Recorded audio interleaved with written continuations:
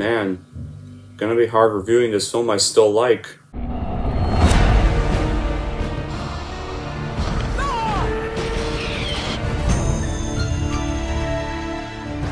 Those were up, and they did. More smarts, and my...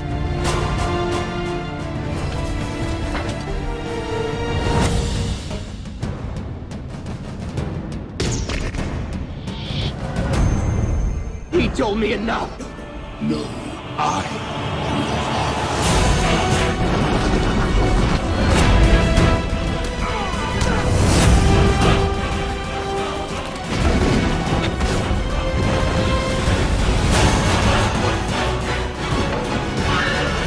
Here's Chuck.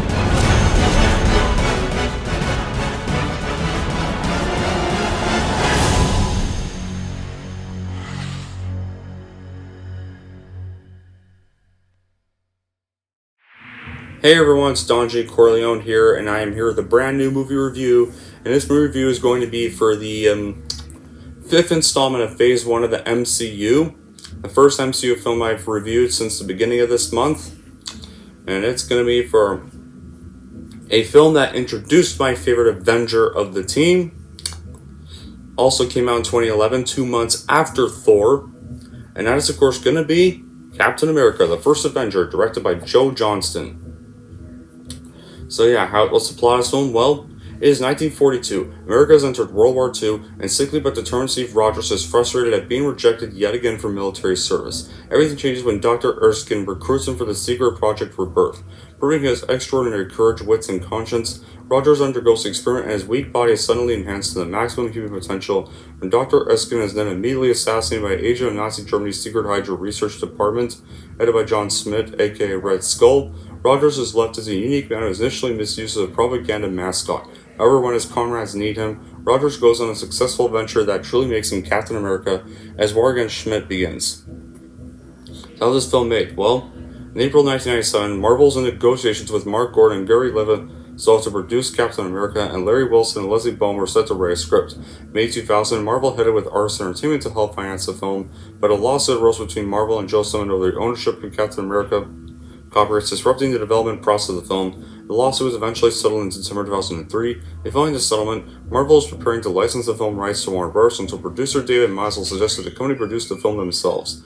In 2005, Marvel received a $525 million investment from Merrill Lynch, allowing them to independently produce 10 films, including Captain America. Paramount Pictures agreed to distribute the film. And originally, the film would be standalone, but producer Kevin Feige said about half the movie would be set during World War II before moving into the modern day. Producer Avi Arad said that the biggest opportunity that Captain America is a man at a time coming back today, looking at our world through the eyes of someone who thought the perfect world was small-town United States. And 60 years by, and who they are today, and who they are better. He cited Back to the Future trilogy as an influence and claimed they had someone in mind to be the star, and definitely someone in mind to be the director. And in February 2006, Arad hoped to have a summer 2008 theatrical release date, and Jon Favreau approached Arad to direct the film as a comedy, but he chose to make Iron Man instead. Then in April 2006, David Silva was hired to write the script, and he explained that Captain America was his favorite superhero as a child because his dad told him that one day he could be Captain America. And Joe Johnston met with Marvel to discuss directing the film. But then Captain America was put on hold during 2007 to 8 Writers Guild of America strike. But then in January 2008, Marvel Entertainment reached an interim comprehensive agreement with the Writers Guild of America that would put writers immediately back to work on various projects that were under the company's development. On May 2008, after the success of Iron Man, Marvel announced the film The First Avenger, Captain America, the working title, for release on May 6, 2011. Before being pushed back to July 22nd, Louis Leterrier, director of Incredible Hulk, viewed some of the concept art being created for the film and was impressed enough to offer his services. And Marvel turned him down, and Johnston finally signed on in November 2008, and he hired Christopher Marcus and Stephen McFeely to rewrite. Feige cited Johnston's directional work, October Sky, on The Rocketeer, and his special effects work in the original Star Wars trilogy to explain why he was an appropriate choice. And Raiders of the Lost Ark was even an influence of the film because they hoped the film would not feel like a period piece. So after the film was shot and marketed, Captain America: The First Avenger premiered at the El Capitan Theater on July 19, 2011, and was released in the United States on July 22nd as part of Phase 1 of the MCU. The film was commercially successful, grossing over $370 million worldwide. Critics particularly praised Evans' performance, the film's depiction of its 1940s time period, and Johnston's direction. 2 sequels have even been released, The Winter Soldier and Civil War in 2014 and 2016. As for my reaction, Now, you guys are pretty much all familiar that I lost respect for Chris Evans last year with Lightyear, but it doesn't change my opinions on the film, because this is actually still my third favorite movie of Phase 1. I really love how we see how the origins of the MCU really started before we would see the Avengers finally team up for their film the next year by going back to how it really started chronologically. Considering how fundamentally safe the superhero action film has become in terms of box office and reasonable standards of entertainment, selling Captain America, age-old icon of American propaganda on cinema screens in cynical and economical unstable times, could hardly have been a more difficult endeavor. And tellingly, the film was marketed simply as the first Avenger in Russia, the Ukraine, and South Korea.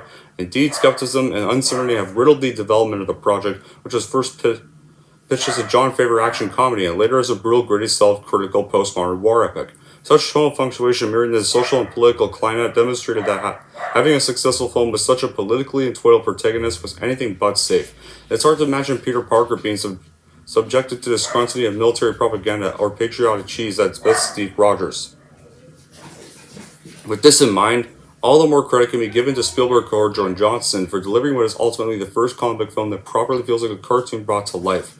Pitching strictly for nostalgia, Johnson bravely grits his film with its unstable G's Whiz charm in heart of a 1940s Saturday morning ventral serial. In this process, without consistently tripping over political correctness, Johnson nearly circumvents concerns of propagandistic exploitation of delivering a film too bombastic, too colorful, too cheerily old-fashioned to be taken seriously enough as any kind of coy ideological manipulation. It's hard to imagine any contemporary audiences, sane literate or not, being swayed to join the arm by witnessing Captain America's hilariously cringeworthy war bonds tour, arguably the film's strongest and most self-aware sequence, even a couple brazenly Spielbergian montages, like conflating Captain America's early triumphs of the Red Skull's past crimes into a series of dramatic snapshots. Some of function as endearing and in keeping with the boldly cheerful feel, as Johnson keeps the pace whipping along with an engaging spiritedly balance, accompanied by Alan Silvestri's soaringly heroic musical score. Indeed, Captain America comes across as more of a vintage science fiction adventure than war film, as Johnson channels any sort of deliriously cartoonish aesthetic, weapons, and technology of 1940s serials, including lavish set design that would do any James Bond evil mastermind proud. And curiously, Johnson's film works in some surprisingly intense action, including one of the more unexpectedly gruesome deaths in a comic film, exploring Captain America's comparatively grounded superhero abilities. The effect of some of the most gripping fight scenes in recent memory, alternating tightly choreographed beatdowns while adding the intriguing new dimension of the ratcheting shield to keep the action nuanced, between the totally doled out combats, including unique visual dynamic showdowns between Nazi scientists, said Hydra and the U.S. Army, films encompassing virtually every form of chasing, car, foot, submarine, motorcycle, train, helicopter, airplane, and even ziplining. There is ample material to appease any expectations for summer spectacle. And to a great extent, the first Avenger succeeds in translating the essence of its style character to the big screen. Like Captain America is portrayed as a humble guy who just wants to serve his country, so much so that he goes to great lengths to do it. Although there are minor changes to his comic book origin, with Captain America is preserved, Steve Rogers may have said that he's just a kid from Brooklyn, but he's definitely so much more than that. He's a hero who people look up to, and superheroes aspire to be. Captain America may not have the coolest powers, but is relatable on so many levels.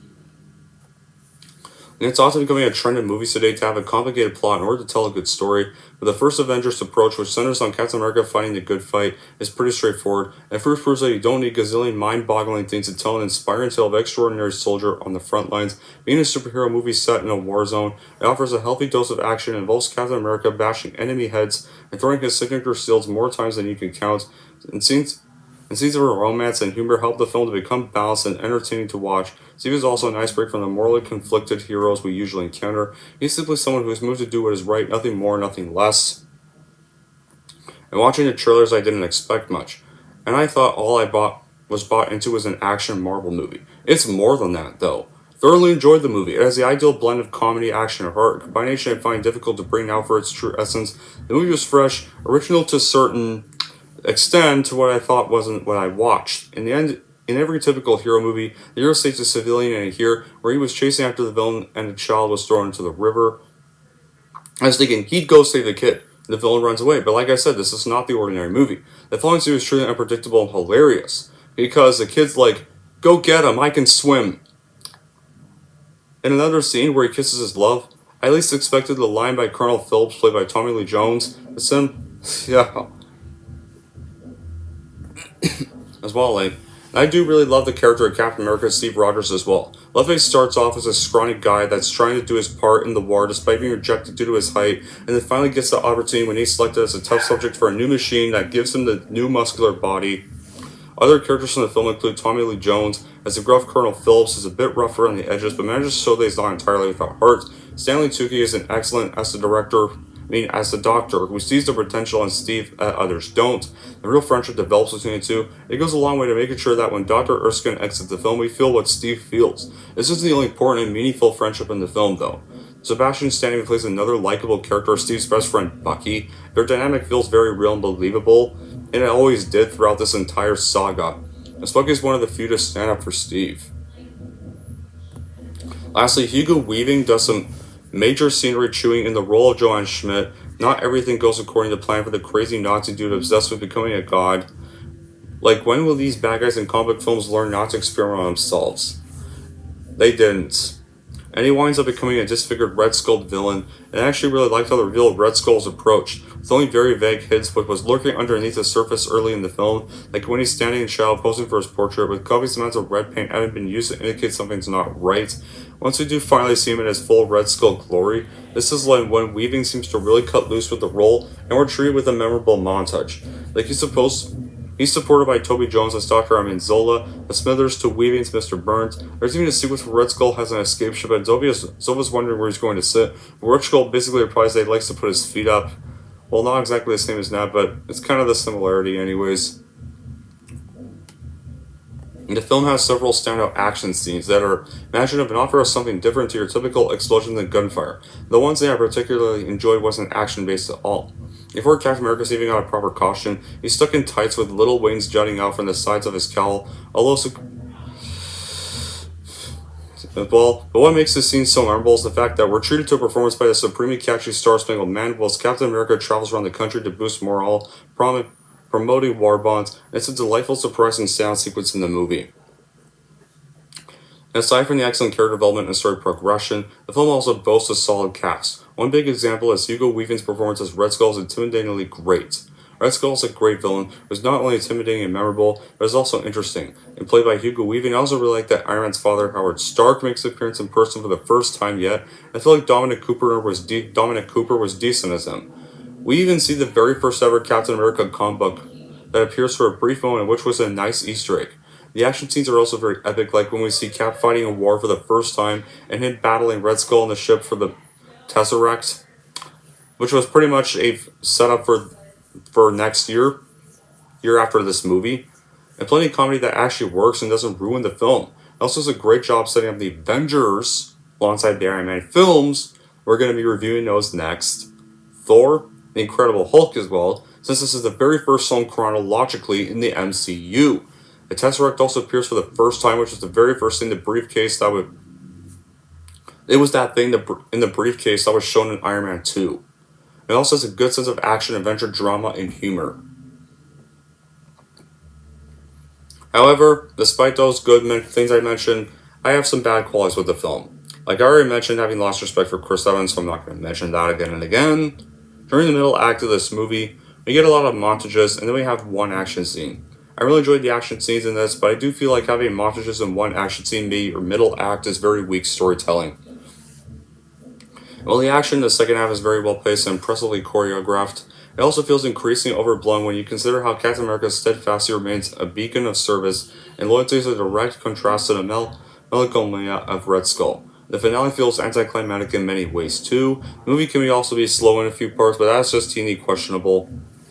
And the plot feels truncated and typical, but what makes this movie work is Rogers' it is not sent romance with Agent Carter. It is Agent Carter who functions first as Rogers' handler. She's pretty and British, and the perfect kind of movie woman for Rogers is single. When they first meet, it's before Rogers gets the infusion of delicious blue drugs, and Rogers is tiny, and it's obvious that she sees him as little more than one part of her job. And his transition into Beefcake awakens some more primal part of Carter's psyche. Like I love the moment where she tries to touch his peck and then pulls away. That was actually, by the way, improvised by Haley Atwell herself, guys. Ironically. And he becomes a perfect combination of Ashok's charm, good man, and hunk. The romance feels very earned, and a big part of this is due to how little ground within the romance actually gets covered. and they're nowhere near a marriage proposal or jumping into bed in the final moments in the movie. They're only at the point where Rogers wants to just ask her for a dance, and it's so sweet and innocent. The attraction between them feels so genuine that as Rogers is making his self-sacrifice to save the world in the end, and they're talking about a date and that both know they'll never have, it's a very heartbreaking moment. So yeah, well, and it's a very nice moment because, and a very nice ending too, because after this, we start off the movie with them finding this frozen shield, and then we cut back to present time, and then it turns out that person was actually, that thing they found was indeed Captain America frozen in the ice and still alive. And they thawed him out, put him in a 40s styled hospital room, knowing he probably would be a little odd that he's waking up in present time. Eventually, he obviously clearly knows he's not in present time, and when he runs out, he realizes he's in present-day New York, and out comes Nick Fury, who said, "You've been asleep for 70 years.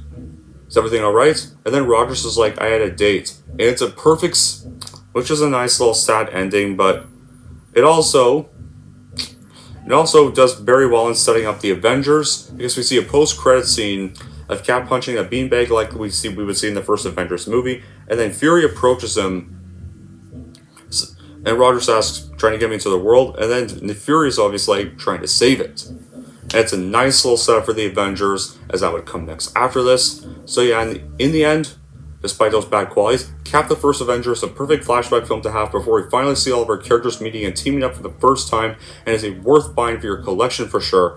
Anyways, that's it for my review of Cap the First Avenger, and if you're wondering how I'm going to rank Cap the First Avenger, here's how I'm going to rank this movie. So overall, if you're wanting to see how it actually started long before Iron Man even came out, then I would easily recommend watching this movie, then buying it and adding it to your movie shelf for sure. And if you're wondering how I'm going to rank Cap the First Avenger, I'm going to give Cap the First Avenger an 8.5 out of 10. And there we go. That wraps up Cap the First Avenger. So you're all wondering what's next? Well, next up is going to be the big guns. The big guns will be next. Before I end this review, guys, I want to show you guys something. I did some renovating of some shelves. I have a new setup right here. Yeah. And right here are some other movies, the video games, the VHS tapes. And that corner right there is some more other horror films. Some of the more sadistic and more paranormal. So yeah, I want to show you guys that. So let me know in the comments what you think of that new setup. And until then, that'll be it for this review. Thank you all for watching. If you like this and want to see more, and don't forget to subscribe to Don G. Corleone.